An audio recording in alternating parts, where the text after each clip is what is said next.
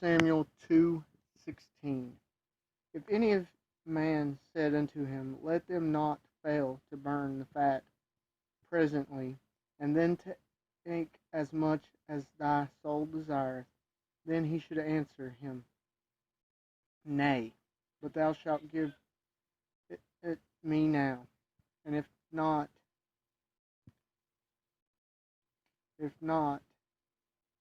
I will take it by force. So this is reciting what happened with Eli's sons as priests. They were bad priests because they weren't willing to give to God what is God. But although we don't have priests serving in the temple, giving up sacrifices to the Lord anymore today, we ourselves, Hebrews refers to us being as priests, and we can be like Eli's sons, holding back for ourselves what we're to give up to God. And oftentimes we do that. Exodus 15:11 through 13. Exodus 15:11 through 13.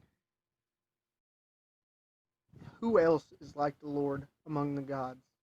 Who is glorious in the holies like him? Who is so awesome in splendor, a wonder-working God? Now, it isn't saying that there's other gods out there. It's saying they're nothing. It's saying those that these people worship and call God, they're nothing, because the Lord is truly it. It's saying that compared to these figments of what they actually think they are, God is so much bigger. Now, what the idea behind these gods is what it's referencing. These people think this God's so great. And it's not referring to the God, because the God isn't nothing, because God don't exist. But it's the idea that they put behind worship and all this behind the God that they're serving. And it's saying that God's more glorious than anything. Them gods you make up, you worship, you see what they are. But God's so far beyond anything we can fathom. The best worship we can come up with isn't a level of what the Lord truly deserves. These made up gods, yeah, we can reach that. People can reach that level. Because it's a level they can obtain because it's made at that level. The fact is, the true God, we can never obtain that level. We keep striving for it because he deserves endless praise.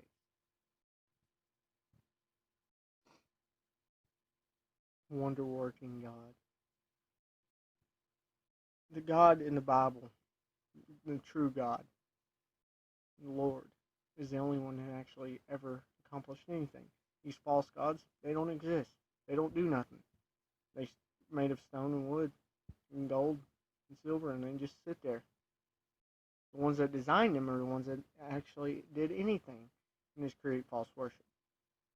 But the true God created us, but also gave us the ability to love him and choose him rather than these other gods. Verse 12. You reached out your hand, and the earth swallowed them. It's referring to Egypt.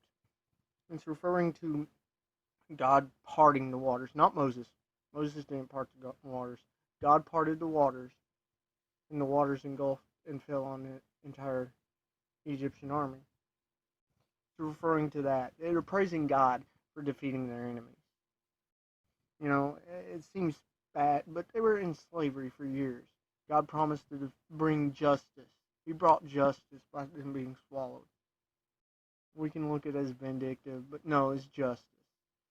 They had chance after chance. They were plagues, and they got worse as it went, but they had chance. And God brought justice to them. We all deserve God's wrath to be poured on us, and it is just if he does.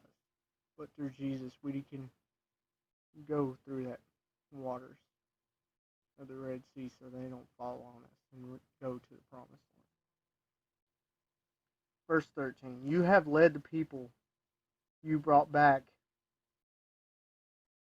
But in your loving kindness you have guided them wonderfully to your holy land. Now, these set people would not go to the Holy Land because they would show lack of faith.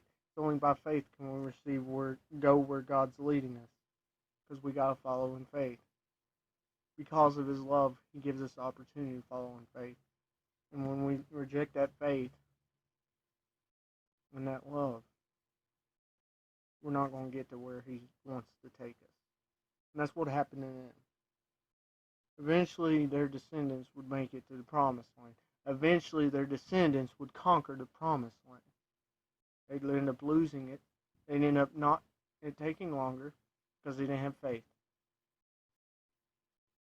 And our faith shows itself through our love, because of our love for Him.